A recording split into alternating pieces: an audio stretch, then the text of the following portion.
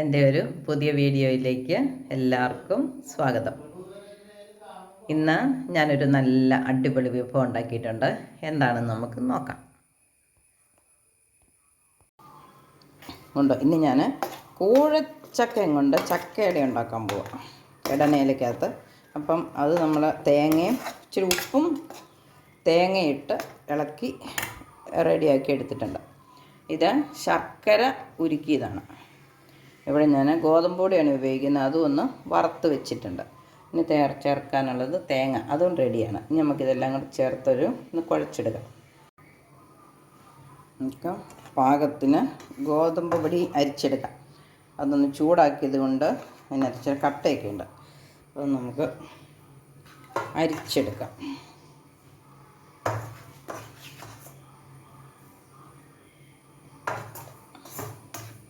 മതിയായിരിക്കും. ഗോതമ്പ് പൊടിയല്ലേ, കൂടിപ്പോയി കഴിഞ്ഞാൽ അടയ്ക്ക് മയമില്ലാതെ പോയെങ്കിലും. ഇനി നമുക്കിതിലേക്ക് ശർക്കരപ്പാനി ഒഴിക്കാം. അതൊന്ന് വടിച്ച് പെറുക്കിയെടുക്കണം. അപ്പോൾ ആ ശർക്കരപ്പാനിയുടെ പാത്രത്തിലേക്ക് തേങ്ങ ഇട്ടിളക്കി ആ പാത്രത്തിൽ ഇരുന്നൊക്കെ ഇങ്ങോട്ടെടുത്തു. ഇനി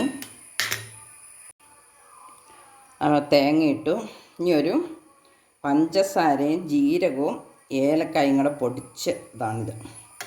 ഏലക്ക തന്നെയാകുമ്പോൾ പൊടിയില്ലല്ലോ അല്ലേ, അതുകൊണ്ട് ഇത് മൂന്നും പഞ്ചസാരയും ചേർത്ത് പൊടിച്ചതാണ്, ജീരകം ഏലക്കായി. ഇനി ഇതെല്ലാം കൂടെ ഒന്ന് നന്നായിട്ട് നമുക്ക് കുഴച്ചെടുക്കാം. അപ്പോൾ ഇതാണ് ഞാൻ എടുത്തിരിക്കുന്ന ഇടനേല. ഇനി ഇത് ഓരോന്ന് ഇടനേലക്കകത്ത് കുഴച്ച് വെച്ചിരിക്കുന്ന സാധനം നമുക്ക് അടുപ്പ് വെച്ച് പുഴുങ്ങിയെടുക്കാം.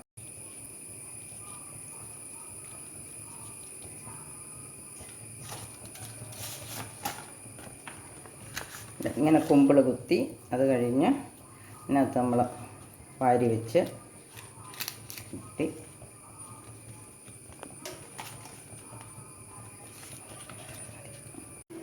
നമ്മൾ ഇഡ്ഡലി പാത്രം അടുപ്പത്ത് വെച്ച് വെള്ളം വെച്ച് തട്ടും വെച്ചിട്ടുണ്ട്. ഇനി നമുക്ക് ഓരോന്നായിട്ട് അതിനകത്തോട്ട് പെറുക്കി വയ്ക്കാം.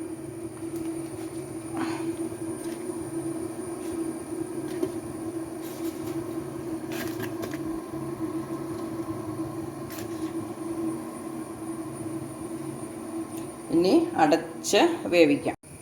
ഒരു 10-20 മിനിറ്റ് ചിലപ്പോൾ എടുക്കും, അത്ര സമയം കൊണ്ട്.